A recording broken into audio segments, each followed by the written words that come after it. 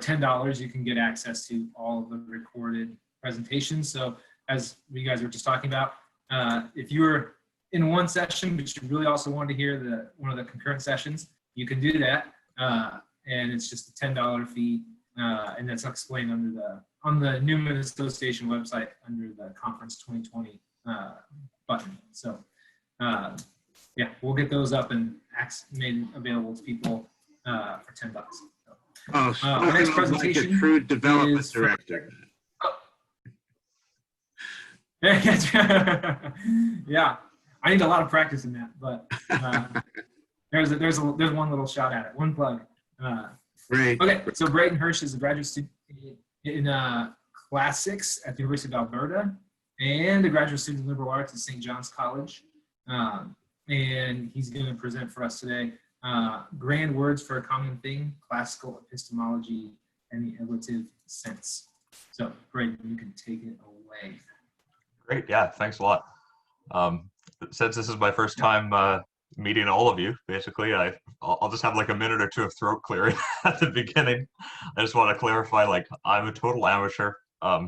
Not total maybe, but I'm an amateur at this point still, but I guess in the true Latin sense of the word, right? Like I really love Newman. Newman has been incredibly important in rekindling my faith as I've struggled through wanting to become a teacher, being in the public school, the very secular world of the public university.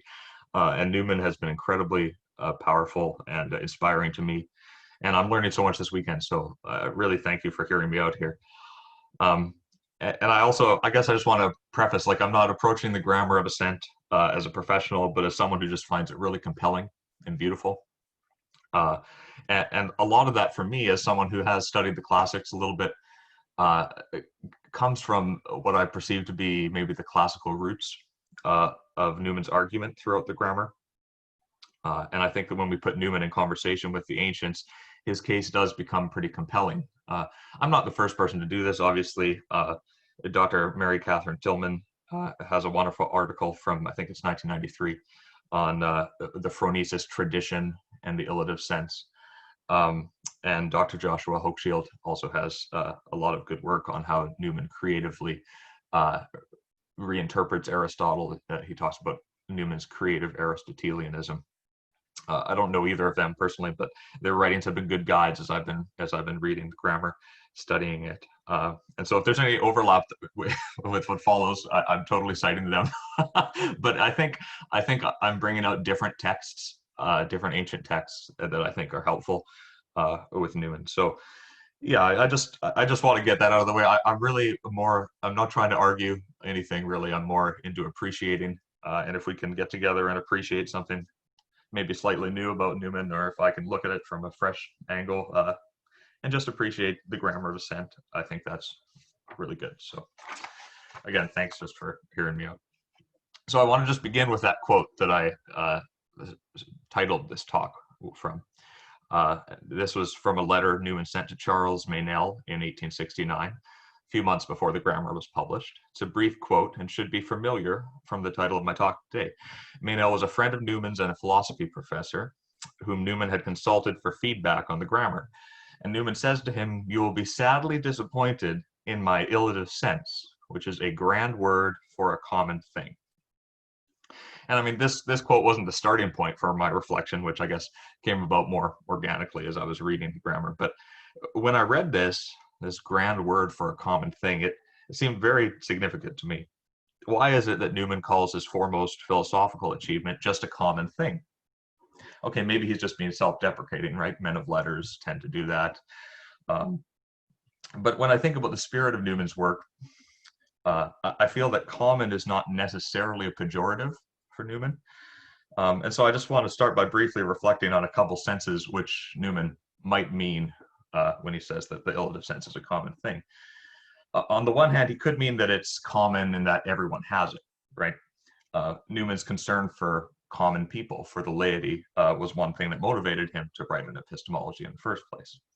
10 years before the grammar was published, he explained his desire to write it in another letter to Charles Meynell, and he says, "For if I wrote a new work, it would be on the popular, practical, and personal evidence of Christianity, in other words, as contrasted to the scientific.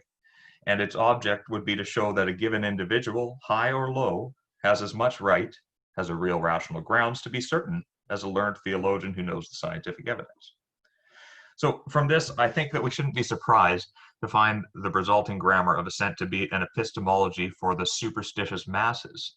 And there was a very nice article in the Newman Studies Journal a few years back by Jonathan Martin Cirallo on this very aspect of the grammar.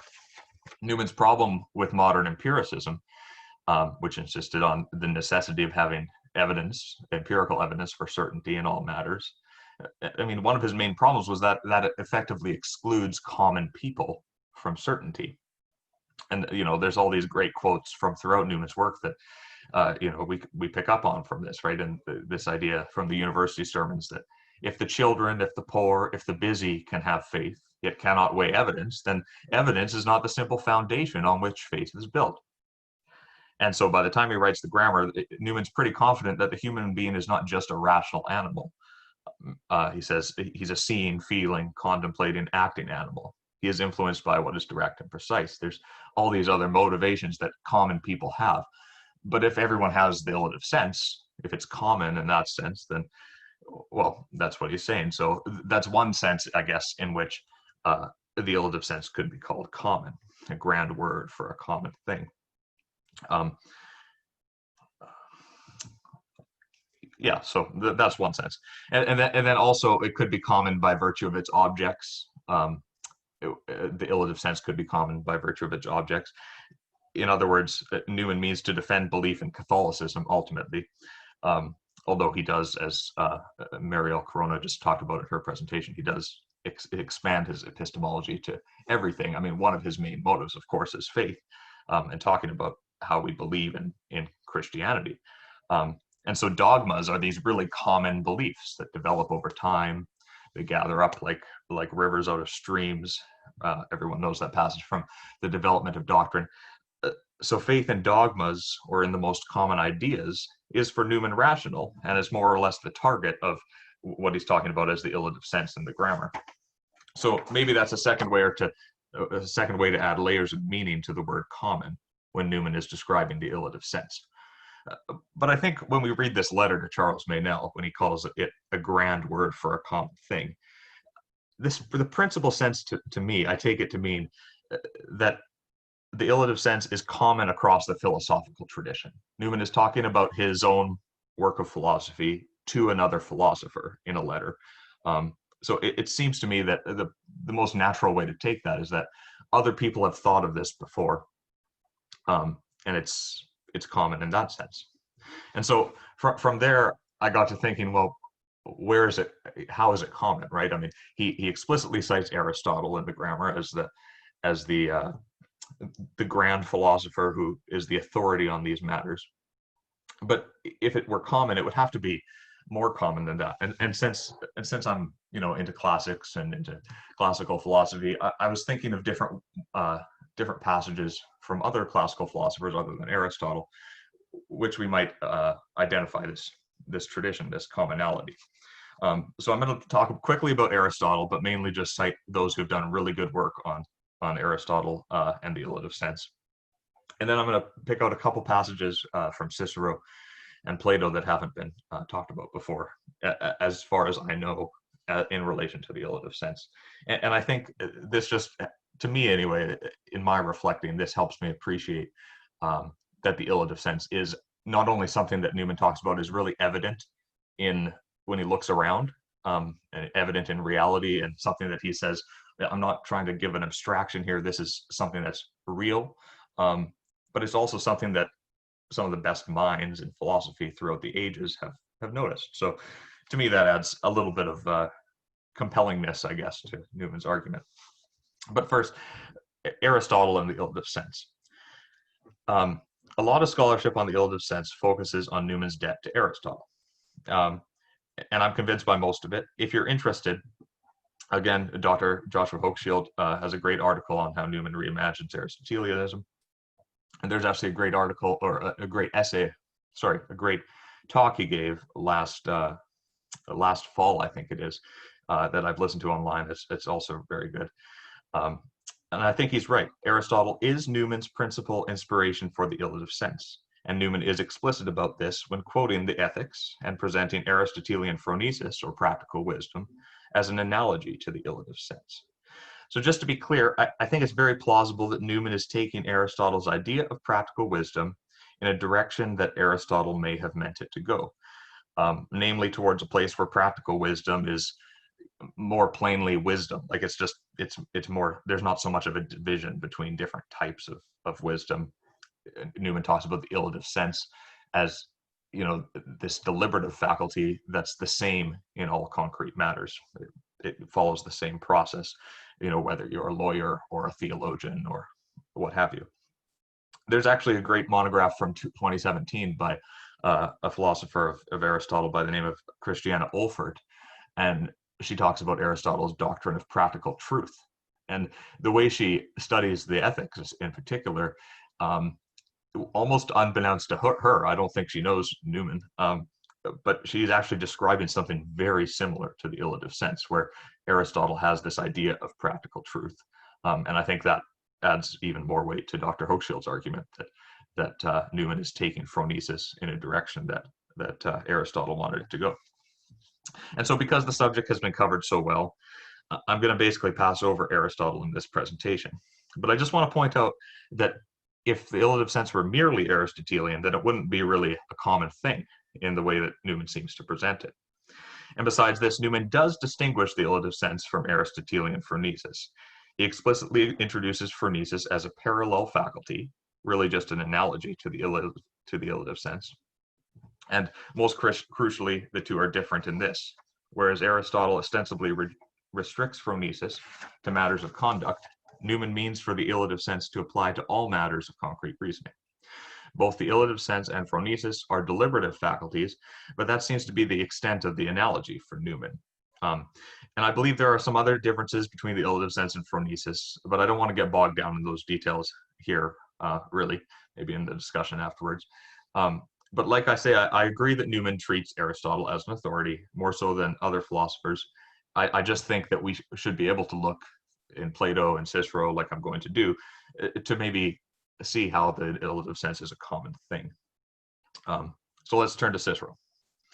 And Cicero is actually really worth bringing into the conversation about the illative sense, because I think it's pretty easy to show that Newman, on some level, associates the illative sense with Cicero, because in an unfinished 1879 letter, he explains how the illative sense operates in the, quote, province of the inquisitio veri, the search for truth. Now, this is a quote from Cicero's On Duties. It's also, I think it's ultimately a quote from Book 1 of the Metaphysics of Aristotle, but I think most people seem to agree that Newman wasn't all that familiar with the metaphysics, so I guess that's why he uses the Latinized version of that quote, is, the idea that all men desire for truth. I think we also know that outside the grammar, Cicero had a good deal of influence on Newman's other writings, particularly his Dublin writings on education. Now, Newman is probably well aware of Cicero's lack of originality, philosophically speaking, but in a way, this only brings Newman closer to Cicero, as Cicero had creatively appropriated Greek philosophy, translating and transforming the ideas of Plato and Aristotle for a Roman audience. So too, Newman is appropriating a whole philosophical tradition, not just the classics, but other ideas too, in the grammar. And there's something shared in the pragmatic Roman and British spirits of Cicero and Newman. For example, I can imagine Cicero dismissing his Republic or one of his other philosophical achievements as a common thing. It's the kind of, there's something similar in that spirit. So what am I saying here? What exactly would Newman be borrowing from Cicero, if I'm right that he is? Well, when we think that Newman wants to extend Aristotelian phronesis beyond just matters of action, and when we consider that he says in another letter that he wants to show how proper morals bring about correct knowledge, when we think of that, we'd be interested to know that Cicero had already done something very similar. Cicero, way back in the Roman Republic, had already tried to reunite theoretical and practical wisdom in that very same text Newman quoted, On Duties. In the 3 books of On Duties, Cicero discusses the honorable in Book 1, the useful in Book 2, and then the apparent conflict between the two of them in Book 3. It's probably worth admitting that on duties frequently receives opposite interpretations. Some assert that Cicero holds the honorable above the useful, preferring the philosophical life to the practical, and they say that his apparent pragmatism, the way he praises those good old Roman, practical people, he says that that's only, so those people say that that's only rhetoric to make his philosophy palpable to those same Romans. Whereas others, on the other hand, think that Cicero is entirely pragmatic and that it's his interest in philosophy that's disingenuous. So there's kind of these two, conflicting interpretations of on duties, but both interpretations, I think, rely upon what is an unnecessary dichotomy between theoretical and practical wisdom. When Cicero talks about utilitas, utility, he's not talking about modern utilitarianism per se. He's talking about something that still is grounded in nature and the natural law. And Dr. Walter Nikorsky has actually written really well on Cicero in general, but also on this idea of utilitarianism in Cicero and how that whole distinction between the honorable and the useful, Cicero actually effectively resolves, especially in on duties.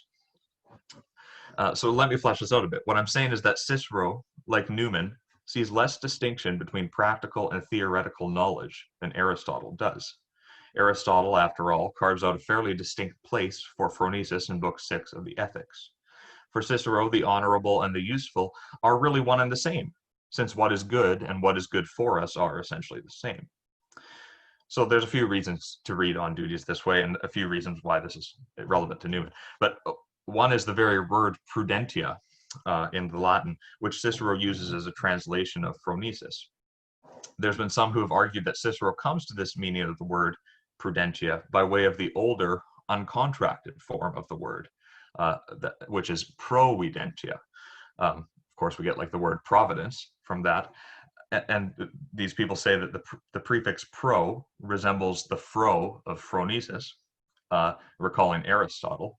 But then there's that videre root in providentia, which seems to signify vision, or which does signify vision.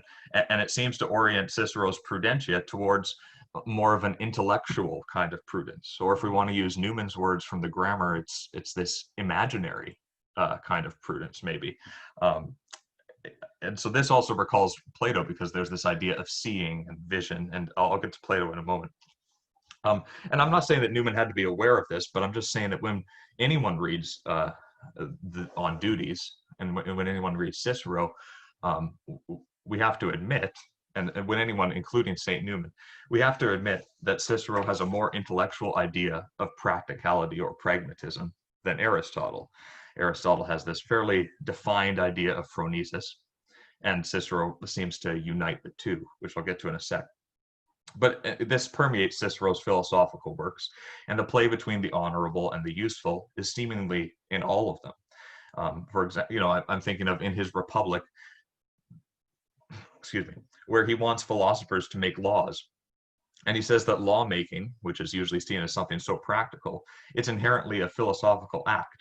Or in On the Orator, he talks about how students of oratory must bring their studies out into the lux veritatis, the light of reality. And it's only then, when you merge practicality with, when you merge the real world with ideas or things that are notional, maybe, that studies are worth anything at all. But back to on duties, because I think Cicero was even more explicit about this than I'm letting on. I'm going to read a slightly longer paragraph here just to show what I mean. And again, I can send my handout to anyone who wants it. Cicero writes, "For the foremost of all virtues is sapientia, or just wisdom, which the Greeks call Sophia. We understand prudentia, practical wisdom, which the Greeks call phronesis, to be something else, namely the knowledge of what to pursue and avoid. But," and this seems like an important but sapientia, which I have called the foremost virtue, is the knowledge of things divine and human, in which the community of gods and humans is held together, as well as the association between them. If sapientia is the greatest virtue, as it certainly is, then it follows that appropriate action, or officium, in community is also the greatest. For indeed, the knowledge and contemplation of nature would be somehow crippled and incomplete if no action were to follow. So to sum that up, Cicero considers both sapientia, or the Greek Sophia, and prudentia, or phronesis, to be the highest forms of wisdom because action is necessarily a corollary of knowledge, and prudentia relates to action. So although verbally Cicero preserves that distinction that Aristotle gave between practical and theoretical wisdom, effectively Cicero seems to believe that wisdom, knowledge, and right action all depend upon one another. It's all kind of the same. And I think this is actually somewhat similar, not exactly similar, but it's somewhat similar and somewhat presumed in the way that Newman writes in the grammar. You know, the purpose of the grammar, as he says in that letter that I mentioned before, is to show that a right moral state of mind germinates or even generates good intellectual principles. And that description seems to partake of the same kind of spirit as Cicero, seeing much less of a divide between true knowledge and wisdom and right action. In the grammar itself, Newman repeatedly distinguishes between notional and real. And on the one hand, that might seem a lot like what Aristotle distinguishes between theoretical and practical. And yet, as Newman describes it, to me, that seems more like Cicero, who recognizes a distinction there. There's a distinction between the notional and the real about what we think about and what is more real. But Cicero doesn't sharply divide them, and neither does Newman. Newman writes at the beginning of the grammar, or towards the beginning, about those two modes of thought. But both, he says, have their basis in sense and sensation. And he says that they can't really be inconsistent with each other. We might say that Newman recognizes a distinction between theoretical and things that are more tangible, but like Cicero, he's more reluctant to sharply divide them. And so, you know, On Duties, I think, is one example of a place where something very similar to the illative sense, an idea of knowledge that's also incredibly practical, and an idea of right action that is done by knowledgeable people. That's very similar to me. And again, I'm open to criticisms if that doesn't seem similar, but to me that seems similar to what Newman's saying. And then there's Plato. And there's a few possible directions to go here, and I'm very interested in the grammar as a whole and some of the Platonic language throughout it. There may be echoes of Plato throughout the grammar. I mean, the way Newman discusses mathematics to me and types of knowledge, including math, as part of a sort of hierarchy, it seems a lot like Plato to me. It seems like the divided line or something like that. Newman's idea of imagination and images also sounds Platonic, as his description of the word speculation as this kind of mental seeing. You know, that was an interesting way to go to. But so, you know, some people are reluctant to talk about Newman's Platonism, but I don't know. I find it an interesting question anyway. But since we're talking more specifically about the illative sense, and since we've just talked about the oneness of knowledge and wisdom and action, I think there is one dialogue of Plato that would be really relevant here, and it's one that Newman knew quite well, which argues about the unity of virtue and also talks about knowledge in a way that really resembles the illative sense to me. And that dialogue is the Protagoras. Now, it's interesting because Newman spends a couple pages in The Rise and Progress of Universities summarizing part of Socrates' experience, at least, with the sophist Protagoras at the house of Callias in Athens. And because Newman writes fairly rarely about Plato, it seems interesting to me that he seems very familiar with the Protagoras. But quickly before we get there, I might address a potential concern regarding Plato's epistemology in relation to Newman. And this is the kind of thing that actually, Mariel Corona, you just touched on in your presentation, which was wonderful before this. I think you touched on this anyway, this idea of at least this tension between skepticism, the kind of skepticism which derives from, ultimately, I guess, from Socrates in a way, and Newman, and what the nature of that tension is. I find that a very interesting question. But when we talk about it specifically, like Socrates and Newman, it seems on the one hand that Socrates elevates knowledge to such a height, and he chides characters like Meno or Theaetetus for equivocating knowledge with belief, and he opposes knowledge and belief all the time. You know, Plato does. Whereas Newman in the grammar is arguing that the hoi polloi can legitimately be certain of what they can't fully explain. And he does this by poking holes in the arguments of those who elevate knowledge to a nearly unattainable height, namely modern empiricists. And that seems to poke holes in Plato as well. So there is some kind of attention there, at least on the surface. But I do think that Newman recognizes the complexity of knowledge, and probably the complexity of Plato's epistemology. As one commentator has written quite helpfully about Plato, he says, paradoxically, Plato seems to want to maintain that only a few men and the gods have knowledge, and that every human being possesses it. So think of Meno's slave boy, for instance, and Socrates tries to demonstrate with that little mathematical demonstration that the boy has an innate knowledge that just has to be recollected. Now, maybe Newman doesn't agree with the recollection part, of course, but there's this idea that everyone has knowledge, and there's this idea that the grammar is a democratization of reason, I think, as someone has put it. And that on that point, on that side of that paradox, Plato does seem to agree. So I think anyway, we can resolve that tension to a degree. I think as again, we were in the session before this, it came up that it's very ambiguous how Newman is relating to Plato and Aristotle. Anyway, so where am I going with this? I've lost my train of thought. Yeah, so for Newman, thinking is a process of ever grasping and discriminating, measuring and sounding, framing cross classes and cross divisions, and thereby rising from particulars to generals, that is, from images to notions. That's from the grammar. And that sounds very Platonic in a lot of ways, at least this idea of rising from images to notions. It seems to recall some of those hierarchies like the divided line or Diotima's ladder in the Symposium. But what I really want to focus on from the Protagoras specifically is that word measuring, thinking as a process of measuring, and the illative sense in particular as an idea of measuring. And that is something that's very present in the Protagoras. So where am I going? Here we go. In the Protagoras, Socrates wants to suggest that being virtuous is akin to being wise. We already saw this in Cicero, while Aristotle construed phronesis as concerning separate subject matter from other mental faculties. Newman, like Cicero and now Plato, opposes this distinction. The Protagoras is perhaps Plato's most famous defense of this unity of knowledge and virtue. And there's this idea of the unity of virtue in the Protagoras. That's something like when we reason about what we do, we are equally and inseparably concerned with two sets of aims or concerns: grasping the truth and gaining knowledge on the one hand, and acting well on the other.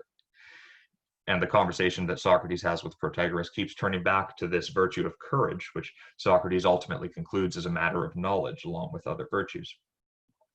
And all this to say that Plato defends this unity of knowledge and virtue that to me seems to be somewhat necessary for Newman's illative sense to work, for Newman's illative sense anyway, to be able to apply to so many different things, so many different concrete matters of decision or of belief. But this idea of knowledge as measurement is really what's sorry, I've lost my train of thought and I forgot I was going back to the unity of knowledge thing. But anyway, back to knowledge as measurement.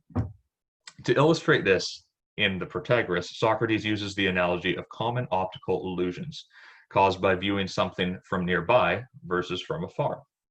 When an object viewed at a distance seems small to us, we require some idea of that distance to measure about how large or small that object really is. Socrates says this must be true of pleasure and pain, too, and by extension good and bad, since ethical questions require us to look further and deeper than appearances. This knowledge, Socrates says, is an art of measurement. And here's the important part of the quote from the Protagoras.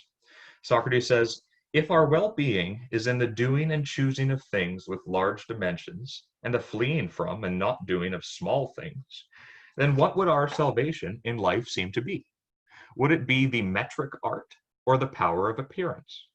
The power of appearance, on the one hand, often makes us wander up and down and causes us to make many mistakes and to regret both deeds and choices of big and small things. But wouldn't the metric art render this same appearance powerless and by showing the truth, bring us peace of mind that remains in the truth. And so Socrates' idea is that the metric art saves us, literally, he says later on. This metric art is practical, but it is a kind of knowledge. And it reminds me a lot of how Newman talks about the illative sense, and how Newman talks about evidence being insufficient for us to really assent. You know, like the appearances, the power of appearance that Plato's talking about here, so too Newman talks about evidence as having no way to explain itself. You know, it is the mind that reasons, Newman says. It is our individual illative sense that measures the import of that evidence, I guess.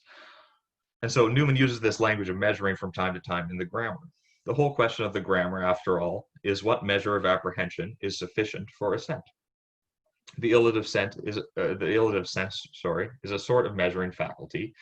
As Newman puts it, logic is not the measure of assent, but the illative sense is, since it balances evidence against arguments to reach conclusions. And Newman uses this great illustration of various scholars looking at pre-classical ancient history, and he shows what vastly different conclusions they draw about that ancient history. That's in the chapter on the illative sense in the grammar. And he says, in regard to faith too, that our senses give us no exact measure of the character of the unknown things beyond them, but the illative sense does. And so, again, this idea of knowledge as measurement, which Dr. Tillman had brought up in that article, not with relation to, in her 1993 article, she brought that up, but not with relation to the Protagoras, which we do know that Newman actually read quite closely, apparently. So I think it's very interesting that seems to come, that language really goes all the way back to Plato, whether or not Newman was very conscious of that or what have you. But I think in spirit, Newman does seem to be recalling this idea of knowledge as measurement from Plato. And then, so I've just added two texts that Newman, on the one hand, was aware of, and on the other hand, do seem to accord, in spirit at least, with the idea of the illative sense. And so, as I reflected on that, it just seems to provide a helpful explanation of why he calls the illative sense a common thing, or at least something common to classical philosophy. The illative sense, or something very close to it, seems to be implicit throughout these writers. And this does add persuasiveness to the argument of the grammar, at least for me as I've journeyed through it. And there's a wonderful quote from Dr. Mortimer Adler, who's another, I guess, 20th century defender of common people and their education in particular. And Dr. Adler says that this opposition of common sense with reason or philosophy is a totally modern error. It doesn't happen any other time in human history. It's something we've come up with in the last couple hundred years. And if that's true, then it makes sense that Newman goes back to the ancients to add some support to what he's talking about, even though he is saying that I'm just observing this in real life. This is something I'm observing. This is something he's trying to present as self-evident, as something that doesn't need to be argued, and that isn't just a theory, it's just a description. And I just think that, to me, thinking about the illative sense in relation to the classics, it just shows me the beauty of the grammar, and it was meaningful to me as I journey through it, like I say. And so we might conclude that the illative sense is not necessarily a discovery of Newman, properly speaking, but an ingenious putting together of the various streams of classical epistemology. And that would make the illative sense quite a deep river indeed. So that's what I had.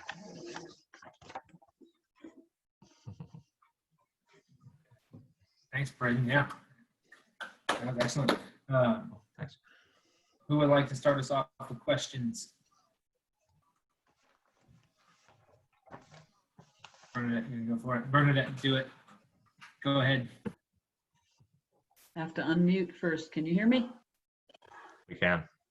I was most fascinated by the idea that a right moral state of mind generates good intellectual principles, because I think that that's really vital to the problem of education these days, because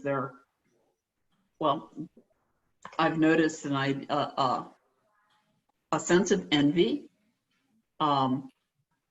this group or that group seems to be privileged, and therefore they think this or that. The idea that, you know, a sense of envy against some particular group generates the conviction that there is no objective truth, and therefore we have no objective truth on which to build our morals. That seems to be something that Newman can be called in to oppose.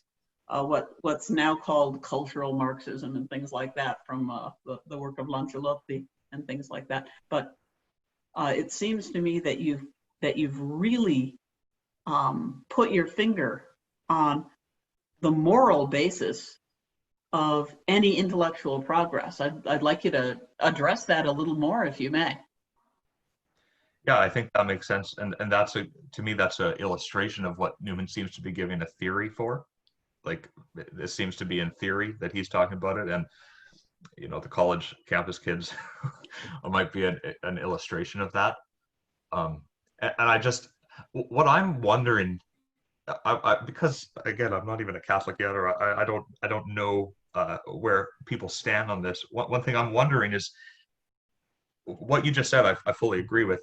Does that depend on a sort of unity of, to me, it seems to depend on what Plato talks about as this unity of virtue and knowledge. Is that necessarily so?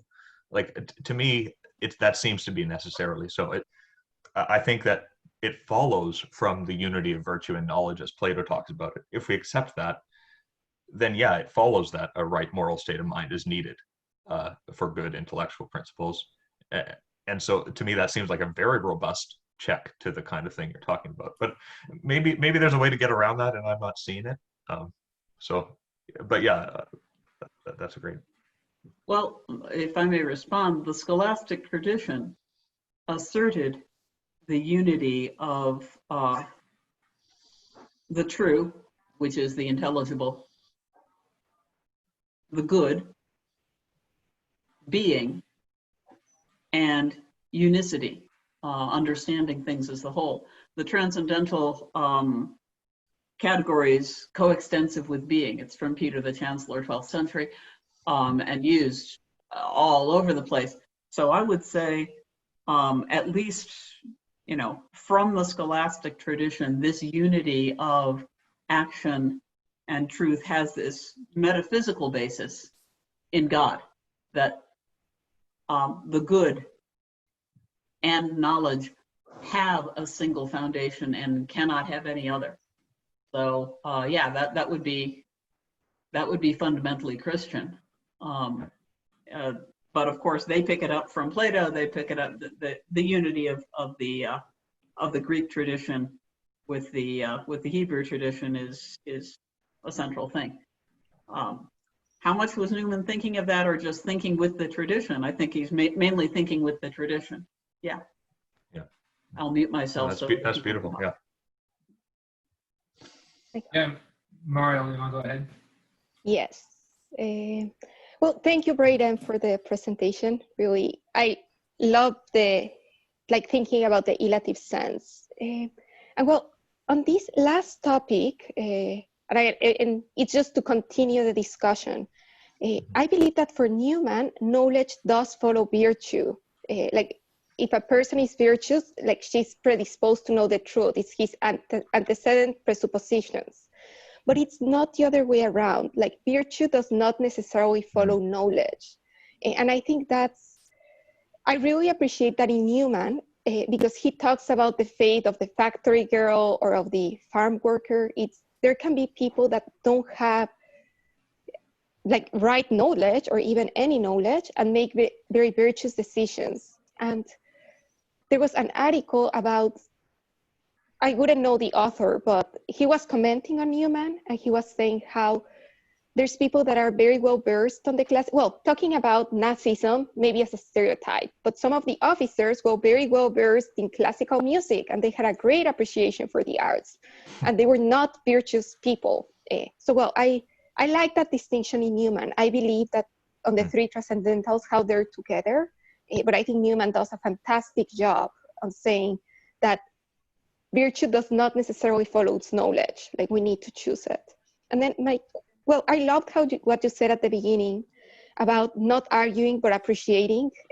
I like that. I think that the world would be a much easier place to live in if people would just appreciate the other and not necessarily argue. So if you could just expand a little bit on how Newman how Newman doesn't distinguish between practical and intellectual knowledge. I got Cicero's argument, but if you could talk a little bit more about where you find that in Newman. And if you said it, I was a little bit distracted while you were talking, but I would really appreciate that. Yeah, no, this could be very well something I'm misreading in Newman, but when he does define the illative sense, he talks about it being the same in all concrete reasonings, in all matters that are concrete. And to me, initially, that seems like something that, oh, okay, this is just things that are very practical. But the examples that he gives, he says, well, I hope I can remember this. He says like a lawyer and a theologian are a couple of the examples that he gives. I think he gives 3 or 4 different types of people who reason concretely. He's given examples of that concrete reasoning. And I mean, when we talk about like theologians or lawyers even, like my impression is initially that is something that I would probably think of instinctively as notional, but he's classifying that in the concrete.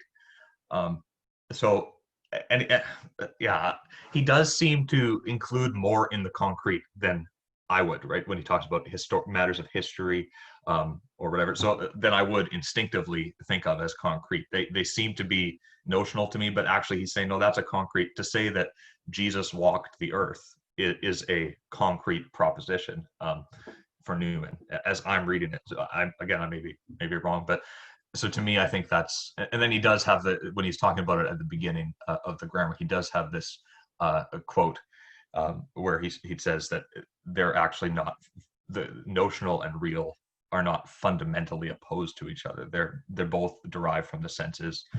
They're both derived from sensation. Ultimately, it's just the kind of the character of the two that is different. But I may be wrong. Like, please tell me if that's not a correct reading of the grammar.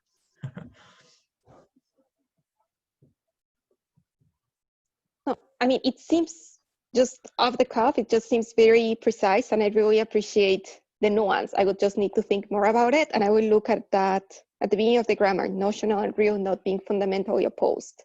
I think the consequences are very much in par with Newman's thought, but I just hadn't seen the distinction made before, but I appreciate it.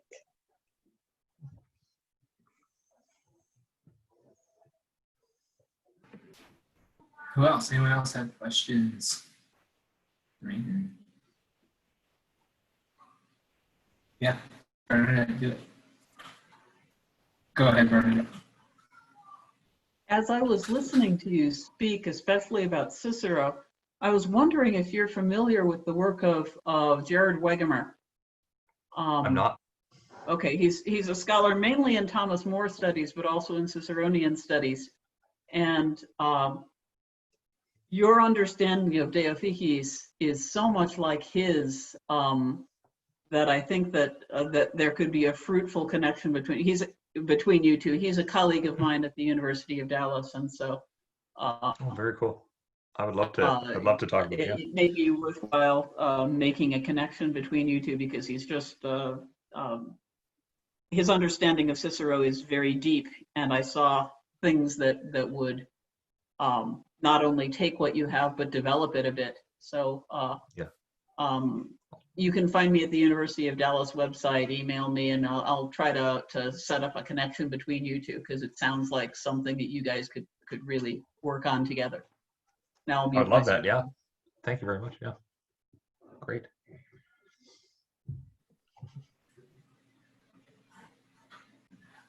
Brayden, this is not really the grammar was sent on its own, but as the way you started your presentation, talking about how you're teaching in like public school or secular format, and the grammar of a sense has been helpful to you in like navigating that? Is that what you're saying at the beginning of the presentation? Yeah, I mean, I'm not teaching yet. I'm still a grad student, so I haven't done too much teaching. Okay. But just the climate of the public university as I've experienced it is not Probably, yeah. is not something that is conducive to people of faith always. But reading Newman and just and the idea of the university too, and just the idea of what the liberal arts actually are has been incredibly it's been incredible for me as I've journeyed.